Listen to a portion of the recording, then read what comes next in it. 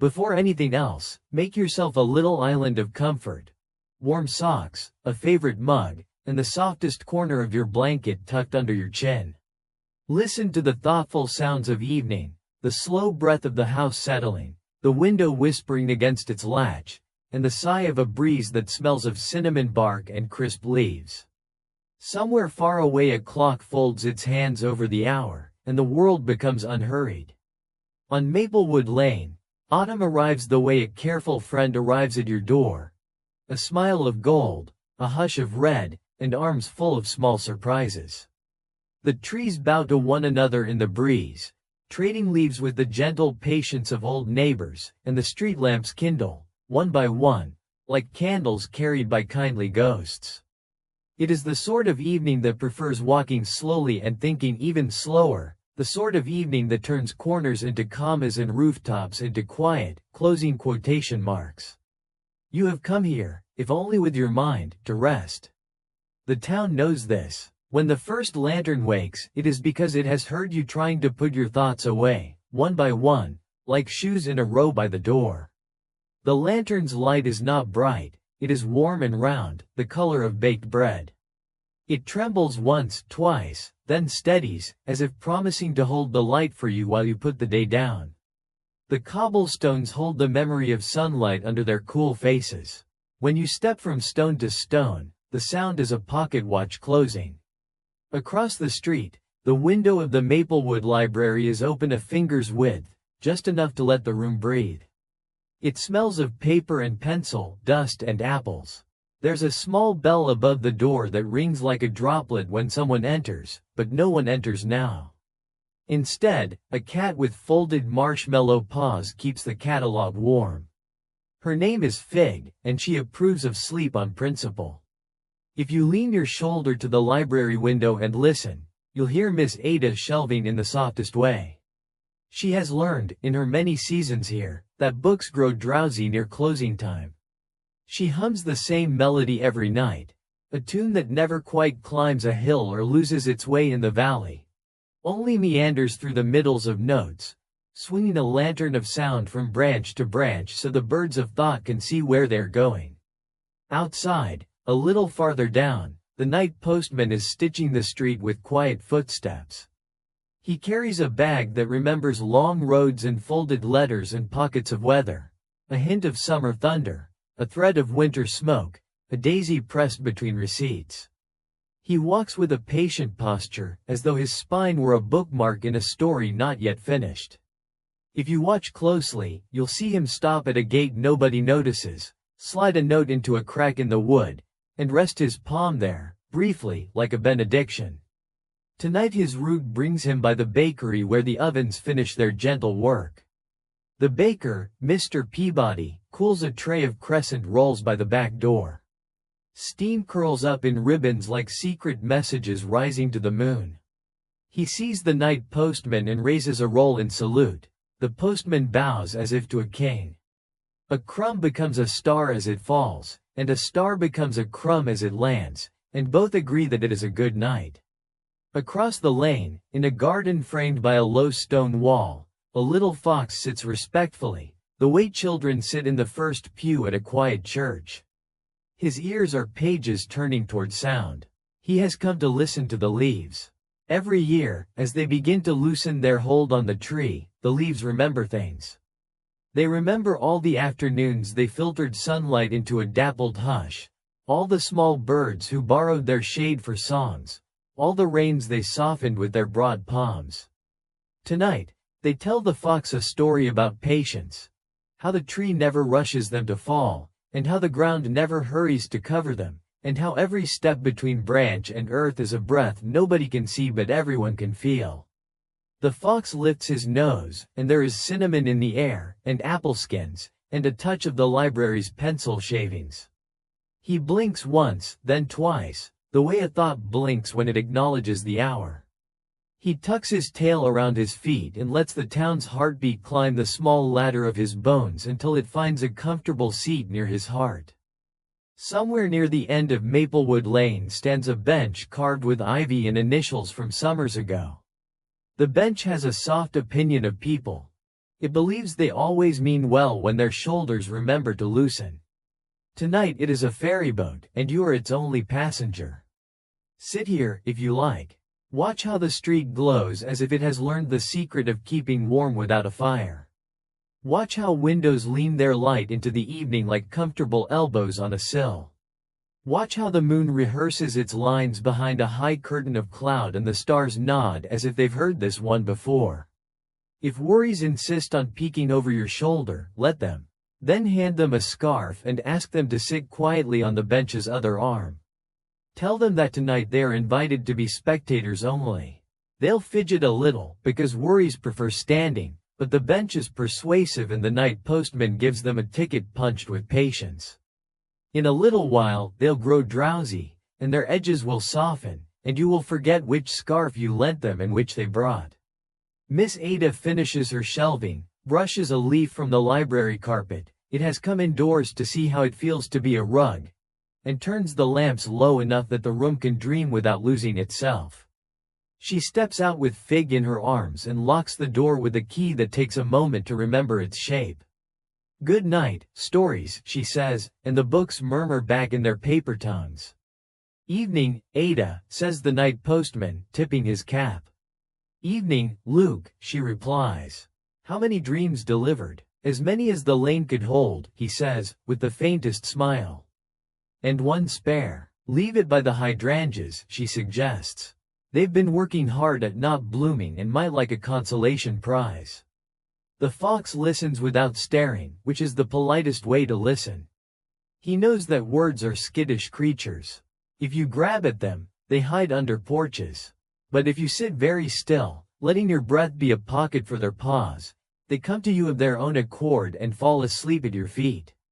A carriage of wind floats down the street carrying the faint scent of wood smoke and pear peel. The lanterns see the wind coming and puff a little brighter so it won't feel alone. You feel the bench agree with your spine, you feel your shoulders lower their luggage onto the platform, and you feel the thoughts in your head start to line up at a small ticket window marked tomorrow. An attendant with moon-white gloves stamps each one with a neat return at morning and waves them through. They go willingly. Thoughts like a schedule. Now, the smallest things show themselves. The way a moth corrects its course at the last instant so it doesn't kiss the flame. The way rain, still an idea, tries out its steps across a rooftop. The way a silver hairpin of starlight slides loose from the clouds and pins the night's hair back in a tidy bun. The way your breath decides to match the soft, practiced rhythm of someone you love. There is a reason the lane is named Maplewood. The maples here understand time. They keep it not in clocks but in rings, and on nights like this they let the time seep into the street so the people can borrow it without interest. If you press your palm to the bench's arm, you'll feel the slow metronome hidden in the wood. It is steady and unsurprised. It knows how to wait until a story decides it is ready to be told. A door opens. A child appears in a doorway holding a pillow to her chest like a small moon. Her father follows with a blanket folded over his arm and a smile that has learned to be quiet. They step onto their porch and sit on the top stair, watching the lanterns. The child's eyelids are dragonflies near the end of their day. He tucks the blanket around her and hums something slow and shapely. No words, just the path words would take if they were not so sleepy. The night postman pauses in the street and listens. For a moment, all of Maplewood Lane hums with them, a chorus made of footsteps, leaf breath, and kettle steam. In the library window, left just a finger open, a page turns itself. No one sees it but the cat, who is a professional. She approves. A story has chosen to take care of itself tonight. Good. Miss Ada deserves to rest. At the far end of the lane, beside the garden where the fox sits, a gate you didn't notice before stands ajar. It is an ordinary gate in all the ordinary ways. A latch, a hinge, a squeak that behaves like weather, but tonight it has borrowed a little magic. Not the thunderclap sort that startles, the teacup sort that comforts. It opens onto a narrow path between hedges that remember afternoon sun even now. If you walk there, the path will not hurry you. It will step at your step, breathe at your breath. Walk there now. The hedges lean in like grandparents listening to a story they themselves told once upon a time. The path widens to admit you kindly. Somewhere ahead a cricket plucks one string over and over, deciding it prefers a melody made of almosts. Your feet, which until now have been good at pretending to be wakeful, begin to confess their sleepiness to the shoes. The shoes are sympathetic. They agree to carry sleep softly so it does not slosh. At a bend in the path, a low wall appears, warm with the day's saved sunlight, smooth with hands that have rested here before. Sit. You can see the back of the library from here, the breathing roof, the small chimney like a pencil in a pocket. You can see the town's steeple beyond the trees, not scolding, only counting heartbeats for those who want to be counted. The fox has come along too, without making a fuss of it. He sits at a respectful distance, then scoots half an inch closer, then decides that is enough for a first friendship. This is the part of the night, says the lane, not aloud but in the special grammar of places, when everything important is in the present tense. You rest your crown against the wall's warm stone. The world narrows to hospitable things. The woolly weight of your blanket, the roundness of your breath, the lantern's slow pulse beyond the hedge. If thoughts come, they come as leaves. They loosen, twirl once or twice through your mind, then settle quietly by your feet. There is nothing to sweep. Tonight the ground is proud of its neatness. The night postman, having made his last delivery, returns the way rivers return, following a silver idea through the dark. He pauses by your gate and takes a neat, folded note from his bag. He does not cross the hedge. He leaves the note on the latch, where the moon can read it too. In tidy handwriting it says, "You are allowed to rest."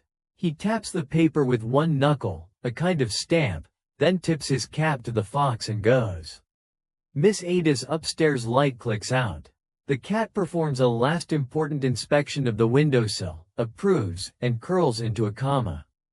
The bench on the lane releases one small creak, the way old boats do when they remember a lullaby, and then is silent, pleased to be useful. Somewhere deep in the maples a slow applause begins. Not clapping, only leaves agreeing with the night. It tells you something simple: you did enough today. Even if you didn't finish the list, you finished the day. The day closes like a well-behaved book, placing its own ribbon between the pages for you, saving the sentence you stopped on. Tomorrow will open right there, easy as breath. Your breath rises and sets, rises and sets. Your shoulders, convinced at last, let go of the last, smallest knot. The fox puts his soft head on his soft paws. He has decided you are good company. The hedges lean back, satisfied that you have found the comfortable place inside your own quiet. The lanterns dim themselves one small note, then another, until their music is a cradle only moths can hear. And if sleep comes now, soft-footed, shawl-draped, smelling faintly of chamomile and bread, it will find you ready, will find you exactly where a story should leave a listener, safe, warm, and almost dreaming. The lane promises the night deepens, but not in a way that hurries. Maplewood Lane prefers to stretch time like dough, kneading it gently until each moment rises, warm and round. The lanterns hum faintly to themselves, practicing a lullaby they will never finish, because finishing would mean silence, and silence is already busy doing its own work among the leaves. You have been walking along the hedge path for a while now, though you can't remember exactly when your feet began moving again. Perhaps the fox nudged you forward, or perhaps the bench whispered that the story continued if you wanted to follow it. In any case, the path accepts your steps with the patience of moss, muffling them until they are no heavier than thoughts sliding into dreams. The air is cooler here, with a hint of cinnamon fading into cedar. Somewhere nearby, water trickles, soft as fingers across a harp. When you reach a curve in the hedges, you see it, a brook winding through stones that look polished by centuries of sighs. The brook is not wide, nor is it eager. It folds its current the way a mother folds laundry, carefully, tenderly, one piece at a time. The fox approaches the edge and peers at his reflection. For a moment, two foxes blink at each other. one with whiskers of fur, the other with whiskers of moonlight. The fox dips his nose into the water, and the reflection wavers, but does not vanish. It only stretches itself thinner, like dough under rolling pin, and then reforms, patient as before. There is a bridge across the brook, a low arch of wood that seems to hum with its own memory. When you step upon it, the wood gives slightly, as though greeting your weight not with resistance but with recognition. Beneath, the brook murmurs a secret in a language only water knows. You lean over the rail and listen, not to understand, but to allow the sound to place a cool hand on your forehead. On the far side of the bridge, the path widens into a clearing. Lanterns hang not from poles here but from branches, their glass globes swaying slightly as though the trees themselves are rocking the lights to sleep. Fireflies add their tiny punctuation marks, flashing as if they are eager students, raising their hands to say, "We are awake still, but only just." In the clearing stands a gazebo, white painted and wrapped with ivy. Its steps creak in a voice that sounds practiced, like an old storyteller settling into the familiar rhythm of a tale. Inside, benches curve in a semicircle, welcoming anyone who wishes to sit and rest. You take a seat, and the fox curls at your feet, tail wrapped neatly around him, his eyes slipping into slits of contentment. And then you notice you are not alone. An old man sits across from you, or perhaps he has only just appeared. His coat is long, patched at the elbows, and his hat has the kind of tilt that suggests it remembers rain as much as sun. His face is lined in a way that feels less like age and more like cartography, a map drawn of places he has walked, paths he has folded into memory. "Good evening," he says, in a voice like crackling embers. "The lane has guided you well." You nod, though you're not sure what reply he expects. "Few wander this far," he continues. "But those who do often carry something heavy. You've set yours down already, haven't you?" You consider his words. Perhaps you did leave your worries back on the bench, scarves wrapped around their fuss. Or perhaps they slipped from your shoulders when you crossed the brook. In any case, you realize now that your chest feels light, as if it has remembered how to float. "That's good," says the old man, reading your silence. "The night prefers guests who travel unburdened. It can cradle them better that way." He reaches into his coat and produces a small notebook. Its cover is leather, worn soft by countless hands. "Would you like to hear tonight's entry?" he asks. You nod again, curious. He opens the notebook to a page already inked with tidy lines. He reads, "This evening, the maples told the fox that patience is not waiting, it is trusting. The lanterns whispered to the moths that every circle of light contains a doorway. And the brook carried away a sigh that had been left on a bench, polishing it into a pebble, so that someone tomorrow may find it and think it was always beautiful." The words settle in the gazebo like down feathers drifting in slow air. You close your eyes for a moment, and the cadence lingers, softening the last sharp corners of your wakefulness. When you open your eyes again, the old man has closed the notebook. He tucks it away, tips his hat, and says, "That will do. The rest of the story belongs to you." Before you can reply, he is gone. Not vanished dramatically. Just gone in the way a shadow withdraws when the lantern turns. The fox stretches, yawns soundlessly, and nudges your ankle. He seems to say, "Come on, there is more to see." You leave the gazebo, following the path that now curls toward the deeper heart of Maplewood's autumn. The trees here are taller, their leaves a choir of bronze and rust. Some drift down lazily, brushing your shoulders as if to remind you of gravity, though they themselves have already let go of it. The air tastes faintly of honey. After a while, the path climbs a gentle hill. At the top, you find a wide meadow, bathed in moonlight so soft it feels woven rather than poured. In the middle of the meadow stands a tree, a great oak, older than memory. Its branches stretch in every direction, a cathedral built not of stone but of patience. Lanterns hang from its limbs as well, though these glow fainter, like the hush before dawn. At the base of the oak lies a circle of stones. In the center, a fire flickers, not high, not wild, but steady, like a heart that has learned the value of rhythm. Around the fire sit figures. Some people you think you may have glimpsed on the lane, others who look like they stepped out of stories half remembered. The baker Mr. Peabody is here, still dusted with flour. Miss Ada has brought Fig the cat, who perches on her lap like punctuation. Even the night postman is here, leaning on his satchel as though it were a pillow. They are not speaking, they are simply sitting, sharing the company of the flame. And as you approach, there is a space waiting, exactly your size, as though the fire knew you were coming. You sit. The fox curls at your side, eyes reflecting the glow. No one says a word, and yet everything is said. The fire snaps occasionally, each spark rising like a star rehearsing for the sky. Time here does not march, it sways, like a hammock. You feel yourself swaying with it, breath by breath, heartbeat by heartbeat. The meadow, the oak, the lanterns, the people, all are cradling you in a silence more eloquent than any speech. And slowly, your eyes drift half-closed. If this is a dream, it is a kind one. If it is not, it doesn't matter. The meadow holds you, the oak shelters you, the fire warms you, and the night hums. You are safe. You are allowed to rest. To keep watch. It is very good at that. The fire in the meadow does not demand attention. It breathes steadily, each flame leaning forward like a storyteller bowing before a crowd that has already drifted half into slumber. Sparks lift into the sky with no urgency, content to be brief stars on their short journey upward.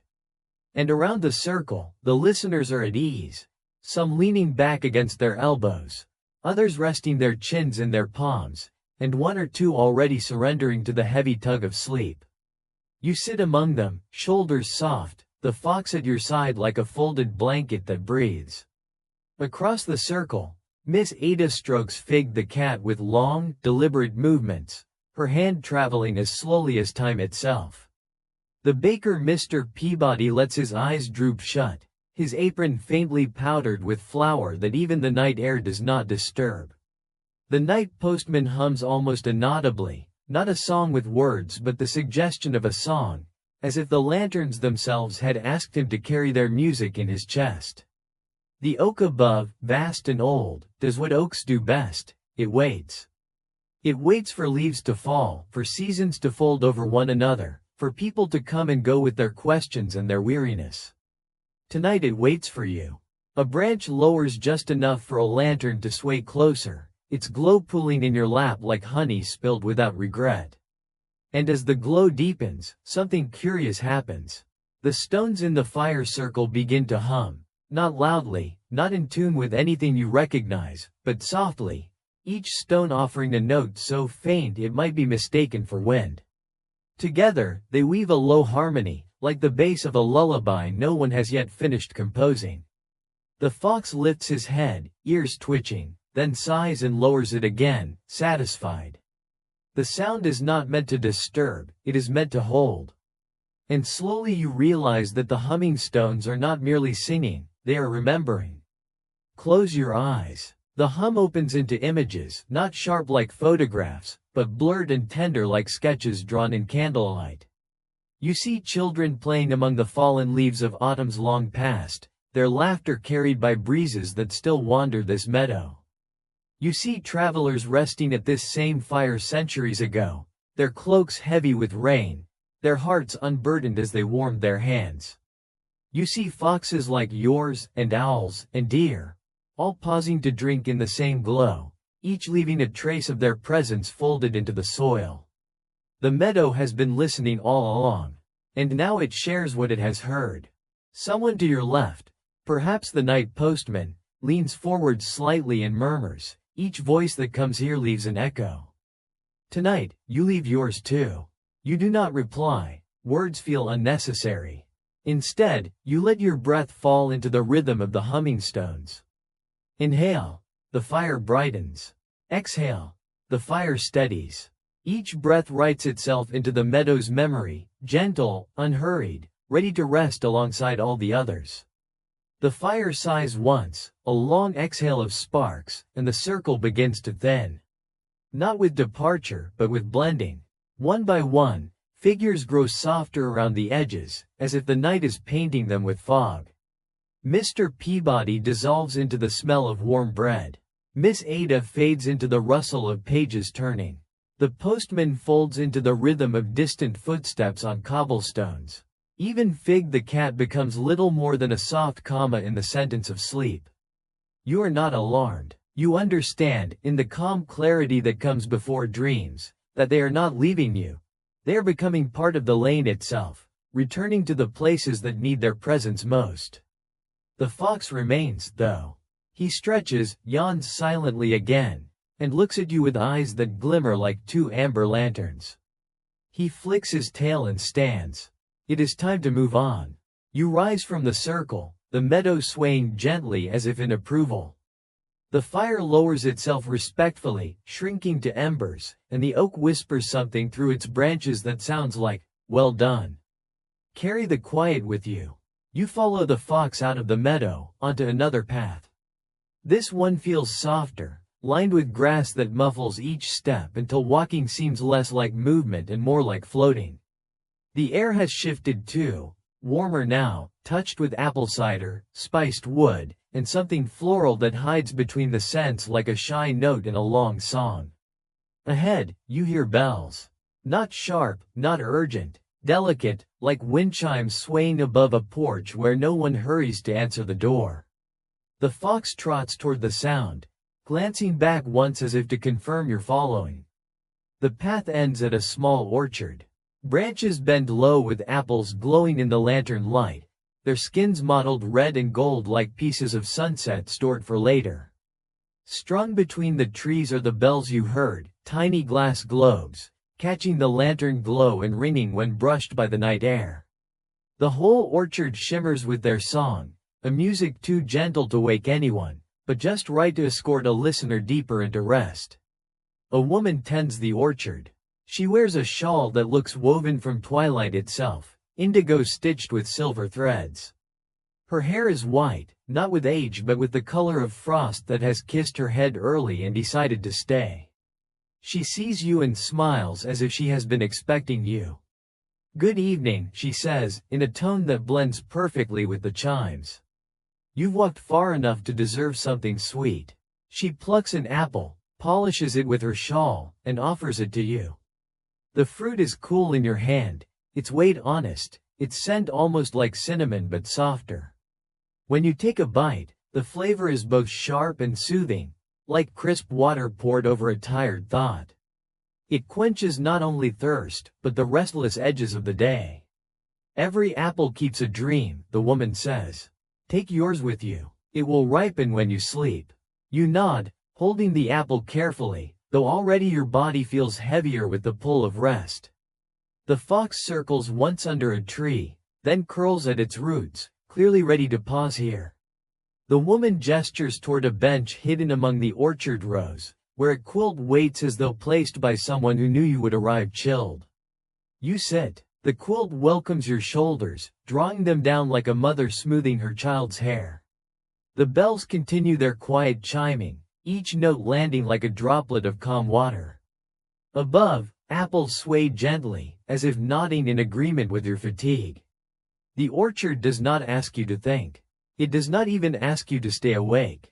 It only asks you to rest long enough for dreams to catch up with you. Your eyes grow heavier. The fox sighs deeply in his sleep, and you find yourself imitating him, your breath slowing until it matches the rhythm of the orchard bells. The woman hums a lullaby, soft and without words. The shawl around her shoulders glimmers faintly, as though storing the stars you cannot see through the branches.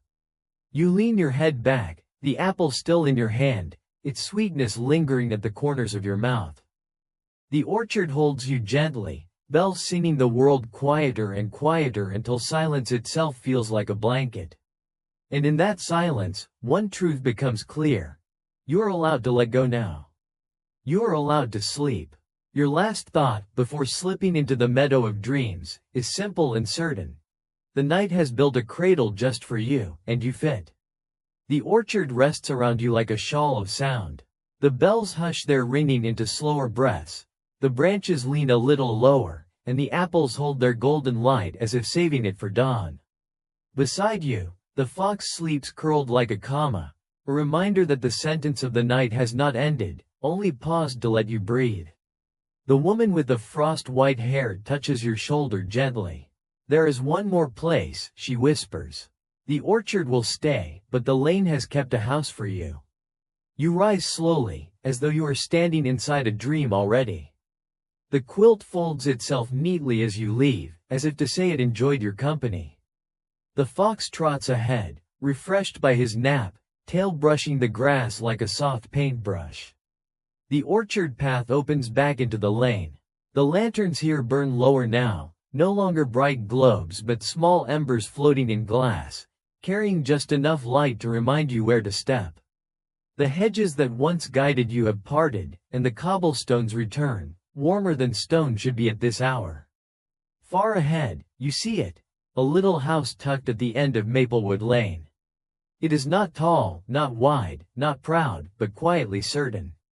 Smoke curls from its chimney in a line so thin it looks like a sentence written by a feather. Its windows glow not with brilliance but with the color of resting candles. As you approach, you notice details that make the house feel familiar, though you've never seen it before.